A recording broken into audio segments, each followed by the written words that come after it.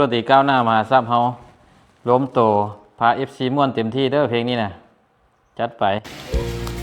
แล้วสิบ่เปียกวะล่ะแล้วสิบ่เปียกวะล่ะโอ้ยเป็นยังไปหาเพื่อน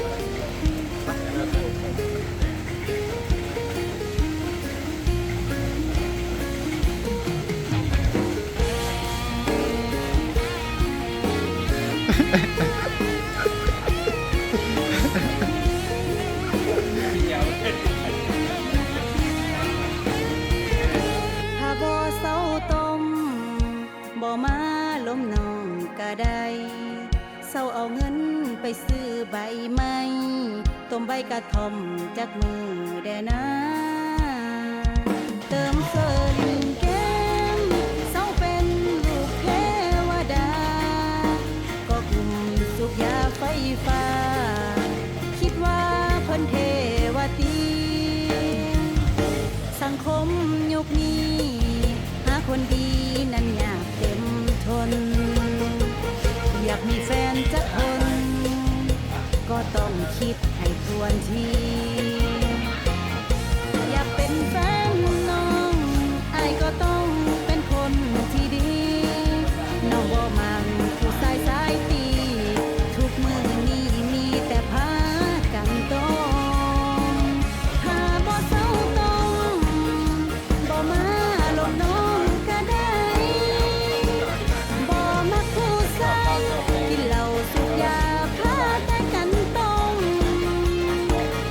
เป็นโสดดีกว่าใส่ต้มนี่นะน้องบ่ขอลองน้องขอบอกอ้ายตรงๆคันอ้ายเศร้าต้องจังมาลงน้องถ้าบ่เศร้าต้องบ่มาล้มน้องก็อย่าบ่มีราคาบ่เอาดอกนะผู้ชายต้มทอมบ่มีแฟนก็อย่าหางตาน้องก็สิบ่มองน้องบ่มักผู้ชายต้มทอมสาดให้น้องสิบ่พอลง ด้วยหยังครับ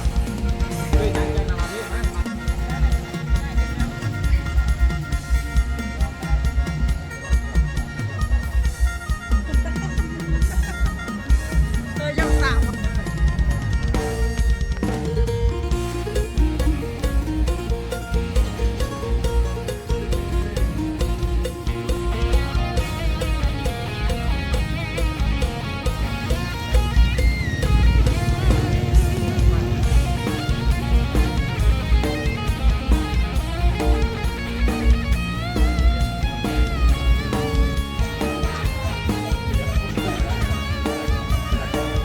ถ้าบ่เศร้าต้อง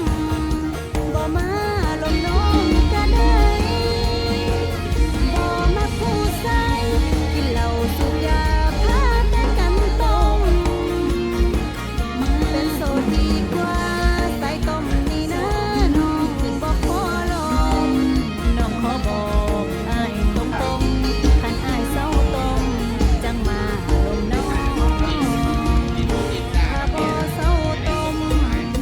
บ่มาล้มน้องก็อย่าบ่มีราคาบ่เอาดอกนะผู้ชายต้มทอมบ่มีแฟนก็อย่า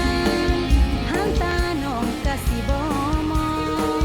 น้องบ่มักผู้ชายต้มทอมสาดให้น้องจะบ่ขอลงมื้อใดที่อ้ายเศร้าต้ม จึงมาลงน้องไม่ได้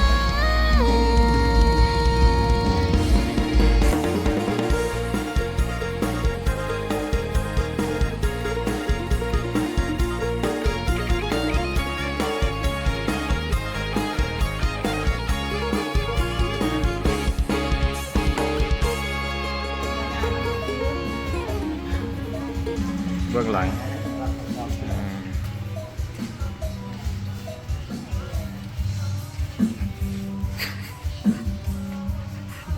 โปรดติดก้าวหน้ามาครับล้มโตพา ทลายต้นสืบทอดอันนี้ก็ได้อันนี้ก็สอง เป็นพระเอก2 งานแล้วได้อันนี้ก็ได้เนาะตัวร้ายใจดีกับเพื่อนนี่แหละนอนหลงหักนักห้อง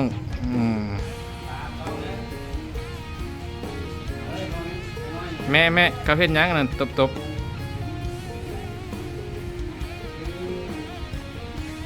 โอ้ลุก ถ้าบ่เศร้าต้องบ่มาล้มนอนก็ได้เศร้าเอาเงินไปซื้อใบไม้ตรงใบกระท่อมจักเด้อนะเติมเกินแก้มเศร้าเป็นเทวดา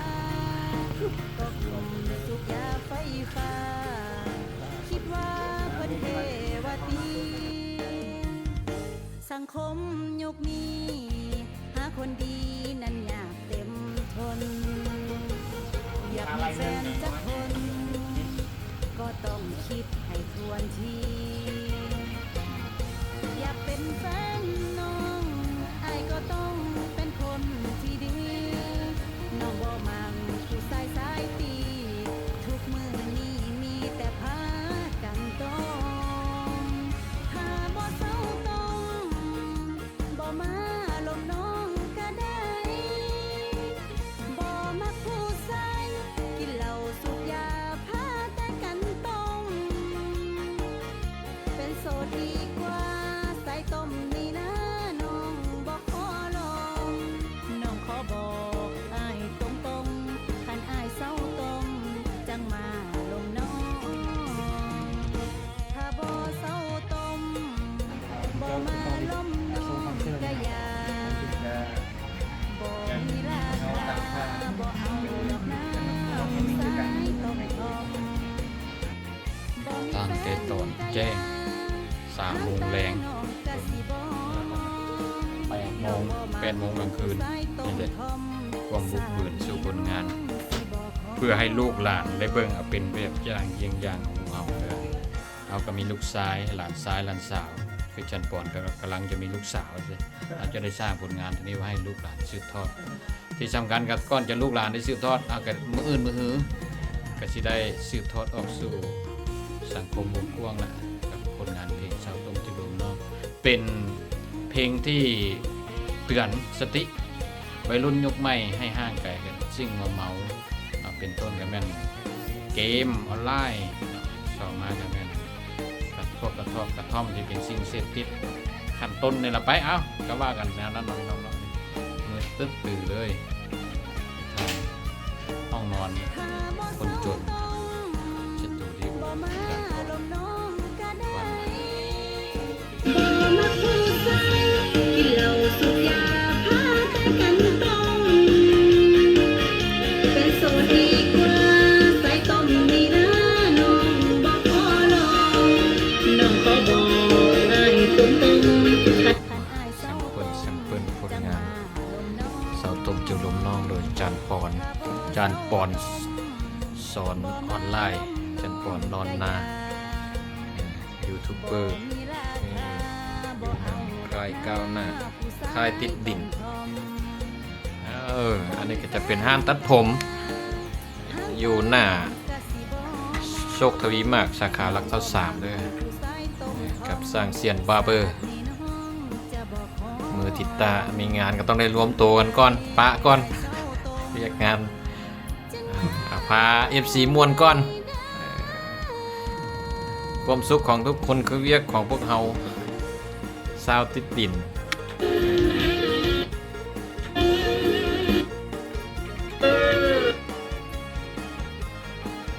บ่ง่ายเลยกว่าจะได้แล้วเพลงหนึ่ง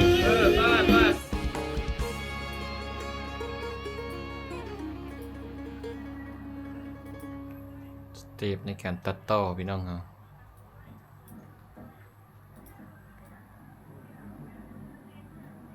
ครับเฮาล้มโตพา FC ม่วนเต็มที่เด้อเพลงนี้นะจัดไป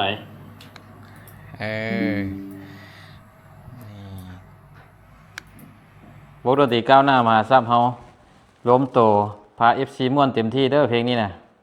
จัดไป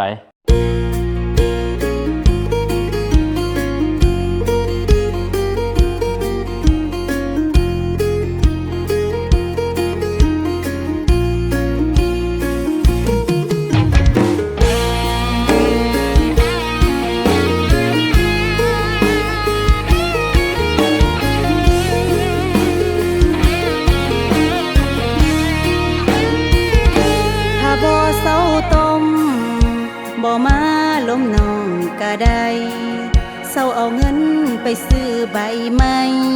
ต้มใบกระท่อมจากมือแดนะเติมเสลิมแก้มเศร้าเป็นลูกเทวดา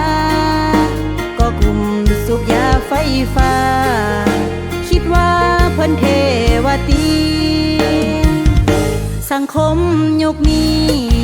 หาคนดีนั้นยากเต็มทนอยากมีแฟนจักคนก็ต้องคิดให้ทวนที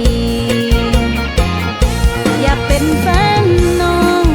อ้ายก็ต้องเป็นคนที่ดีน้องบ่มังผู้สายตีทุกมือนี้มีแต่พากันต้มถ้าบ่เศร้าต้องบ่มาลมน้องก็ได้บ่มักผู้ชายกินเหล้าสูบยาพาแต่กันต้มเป็นโสดดีกว่าใส่ต้มนี่นะน้องบ่ขอลอง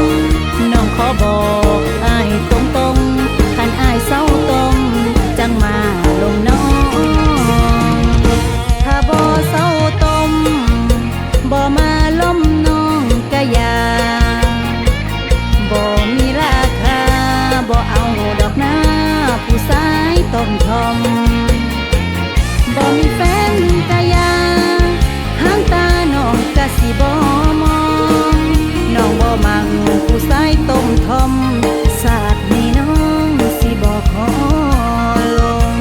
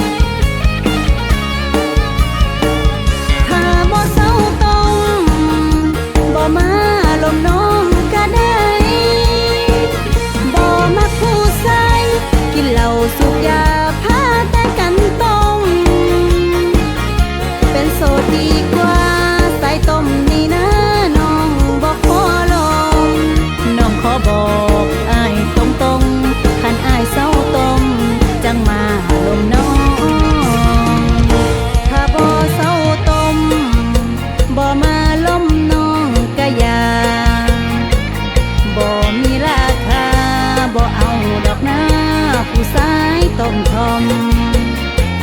บ่มีแฟนกะยาหางตาน้องกะสิบ่มองน้องบ่มักผู้ชายต้มทอมศาสตร์นี้น้องจะบ่ขอ